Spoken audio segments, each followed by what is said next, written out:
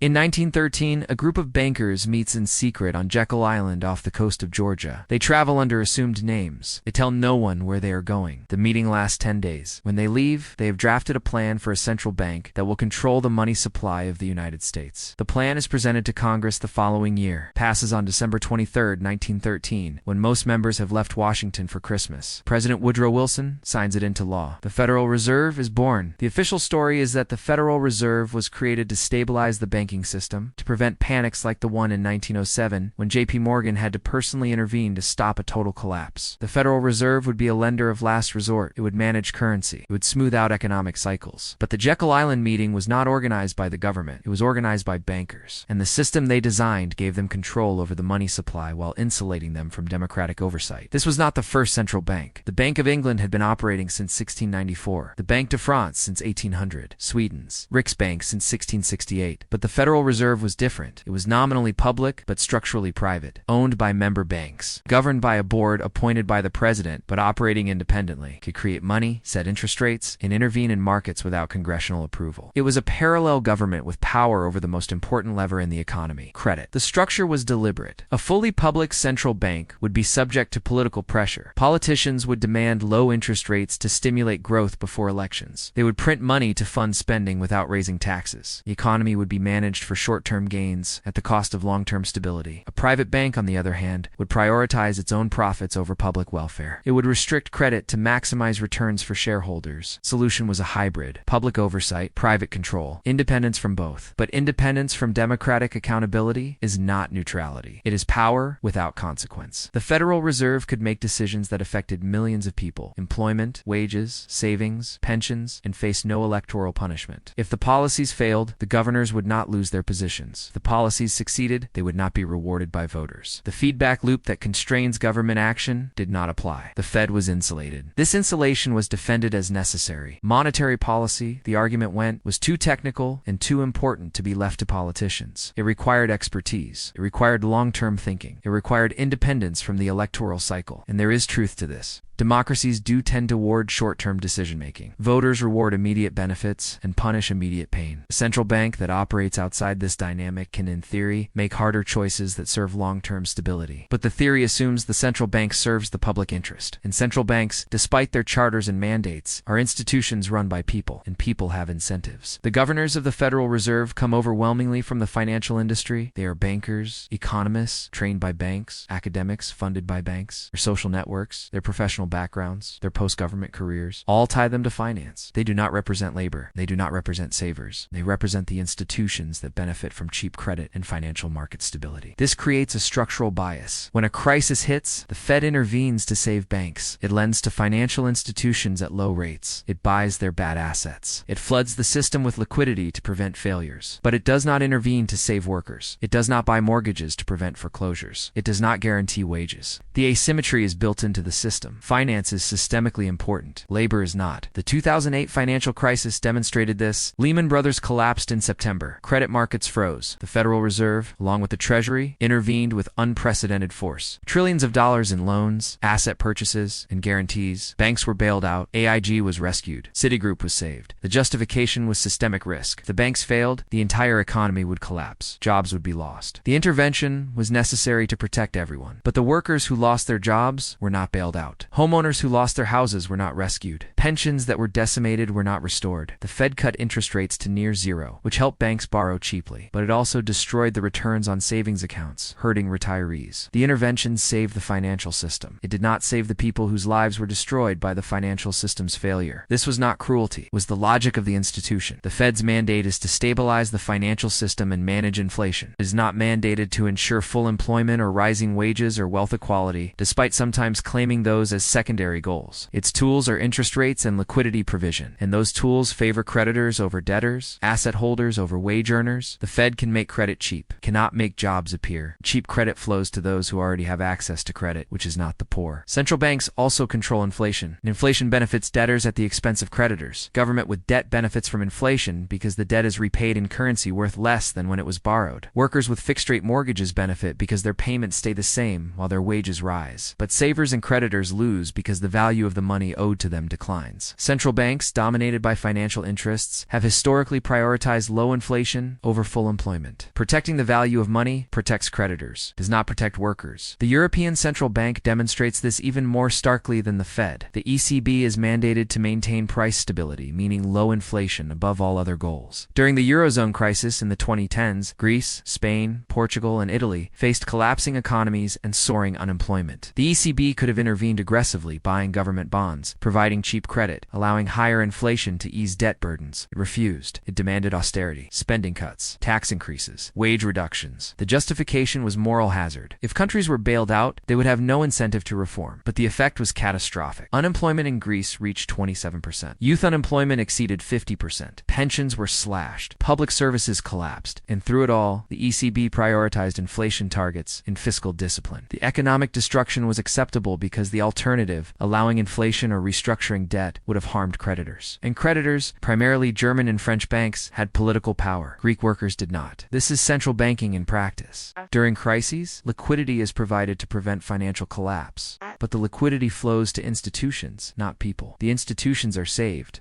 The people absorb the losses. And because central banks operate independently, they face no political consequences for this distribution. Voters cannot remove central bank governors. Protests do not change monetary policy. The system is designed to be insulated from popular pressure. And insulation from pressure means insulation from accountability. Central banks also shape economies through interest rates. Low rates encourage borrowing and investment. High rates discourage it. Fed dropped rates to near zero after 2008 and kept them there for years. Cheap credit flooded into financial markets. Stock prices soared. Real estate prices surged. Anyone who owned assets became wealthier. But anyone who relied on wages saw stagnation. Productivity gains went to shareholders, not workers. Inequality widened dramatically. This was not an accident. Low interest rates make borrowing cheap, which benefits those who can borrow. Corporations borrow to buy back stock, which increases share prices. Investors borrow to buy real estate, which drives up housing costs. The wealthy, who have access to credit, leverage cheap money to accumulate more assets. The poor, who do not have access to credit, see prices rise without seeing income rise. The policy explicitly favors capital over labor. When the Fed finally raised rates in the late 2010s, it did so not because wages were rising too fast or workers were benefiting too much. It raised rates because inflation was ticking up and financial markets were showing signs of froth. The goal was to cool the economy before it overheated. But cooling the economy means slowing job growth. It means reducing wage pressure. The Fed was tightening specifically to prevent workers from gaining too much bargaining power. This is stated openly in Fed minutes. When unemployment falls too low, wages start rising. Rising wages increase costs for businesses. Businesses pass costs on to consumers as higher prices. Inflation rises. So the Fed raises rates to slow hiring and keep wages in check. The mechanism is explicit. The central bank intervenes to prevent workers from capturing too much of economic growth. It is a tool for managing class conflict in favor of capital. The Bank of Japan offers another version of this. Japan has kept interest rates at zero or negative for decades. It has bought government bonds, corporate bonds, even stocks. The Bank of Japan owns a significant portion of the Japanese equity market.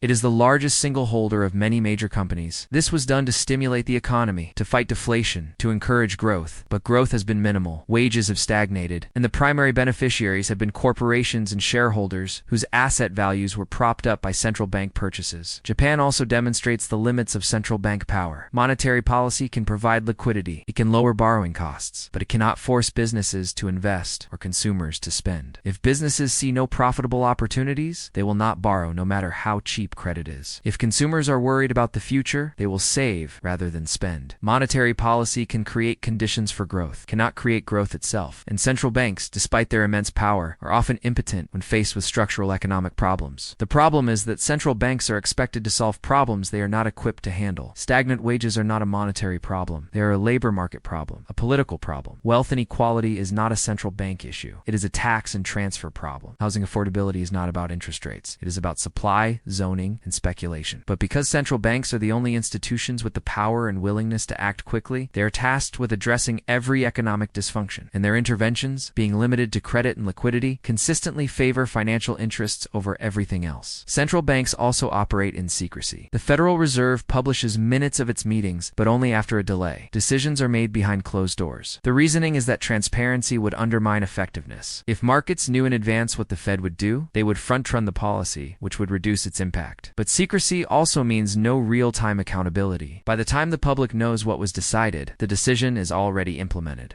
There is no opportunity for debate or input. This secrecy extends to emergency interventions. During the 2008 crisis, the Fed lent trillions to banks. The details were not disclosed. Which banks received how much was hidden. It took years of legal battles and congressional pressure to extract even partial information, and what was revealed showed favoritism. Some institutions received better terms than others. Some were saved while others were allowed to fail.